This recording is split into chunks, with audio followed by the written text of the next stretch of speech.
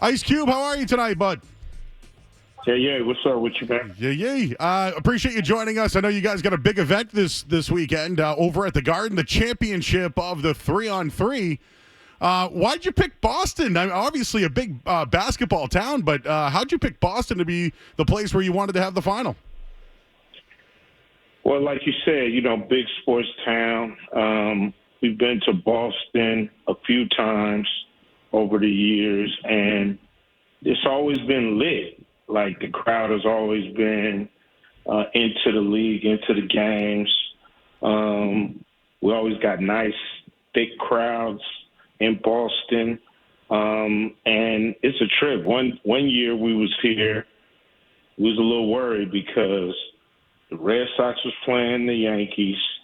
I think the Patriots had a preseason game, and Justin Bieber was performing like near. So it was like 1,000 reasons why, you might not want to go to the Big 3. It was like, so, but look, the building was full, a lot of people in there, and we was like, yo, Boston is lit. Last year was crazy.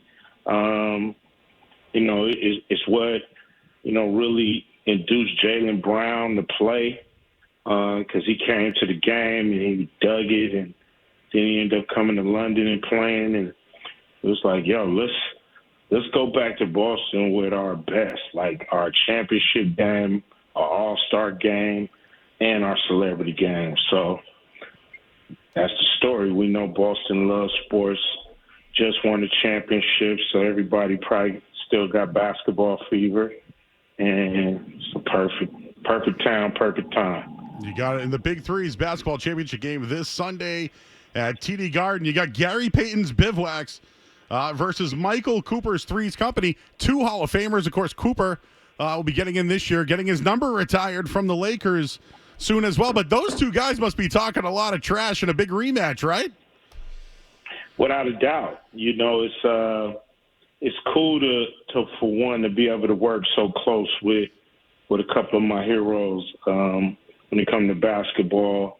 Gary Payton and Cooper. I used to watch Cooper, back in the 80s, battle the Celtics, and came big rivalries, and it's great. I always thought he was a Hall of Famer, so it's great that he gets in this year, and it's cool, that he's back here for the championship against Gary Payton, and they both like number one and number two squads, the most winning teams in the league this year, and it's only right that they face off.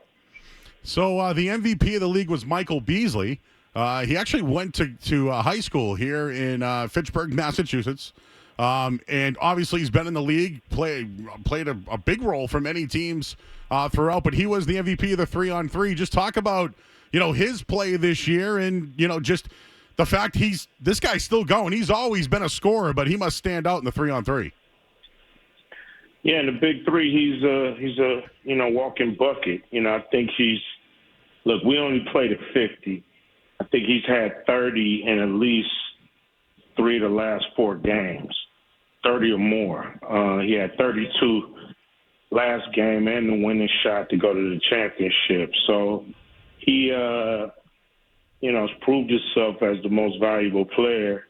But Corey Brewer, he had a lot to say about that too. He could have easily won it. He won Defensive Player of the Year, but he was shooting for the MVP, so he's gonna have a little chip on his shoulder tomorrow when they play. Sunday. Sunday, that's right. And Corey Brewer, former teammate of Al Horford, who won a championship this year with the Celtics as well back in their Florida days. Al Horford still going. Who knows? Maybe someday he might be in the Big 3 in the Big 3 league. The guy could still play, Ice Cube. This dude, the age, he's gotten better with age. Al Horford. Yeah, without a doubt. You just said Corey Brewer. Was playing. They played at Florida together and won back-to-back titles, and Corey's still playing at a high level. So I'm not surprised that Al is doing the same thing, and we'd love to have him. When he's done with the Celtics, done winning championships. Yeah, I don't think he's done winning championships just yet. Ice Cube joining us here on 98.5 The Sports Hub in Boston. Of course, the Big 3 Basketball Championship game is this Sunday at TD Garden. I do want to ask you just about 3-on-3 basketball. Obviously, we saw it in the Olympics this year. I know you guys invited the winning team to play. It didn't work out in the end, but was this serious? Like, did they really want to play in this and be a part of this weekend? And it just kind of feels like a missed opportunity on their end. They did. We had once they won the gold medal, the Netherlands national team, we got on the Zoom call with them, and they were anxious to show, everybody what they got. They believe, they won the gold medal for a reason, that they're the best. We have no doubt, and anybody that's watching or anybody that saw the games know that we could definitely send better players to represent the U.S. So they were up to it, but look, FIBA, they were nervous about FIBA. FIBA had threatened to suspend them from the European games that they're going to have in a couple of weeks and suspend them for a year. So they didn't want to buck up against that. And FIBA came with this, excuse of we need 3 weeks and you only gave us 10 days to make this decision. And it was a lot of blah, blah. So, us and Pat McAfee put up more money to say, hey, let's do a big cup. Let's invite a few different teams from around the world. A couple of the top teams to do a tournament where, this 3-week excuse won't be there. They'll have plenty of time to okay this one. And so we're trying to put that together, hopefully, for January. We'll see. Yep. No sweat off your back, though. You guys are doing just fine. Of course, have the championship game this weekend. I do have to ask you a couple of basketball questions because you are on the flagship of the Boston Celtics. I know you're an LA guy, but you just saw them win the championship this year, and we just watched the Olympics. What were your thoughts on Jaylen Brown not being on the team and also Jason Tatum being benched for a couple of games for Team USA? Thought it was a travesty. I thought, once again, politics or politicians and, is stepping their nose where it don't belong. Nowhere in the world Jaylen should have been left off that team. And nowhere in the world Jason shouldn't have played more. To me, it's, they won the gold. So they're not going to look at it as a missed opportunity.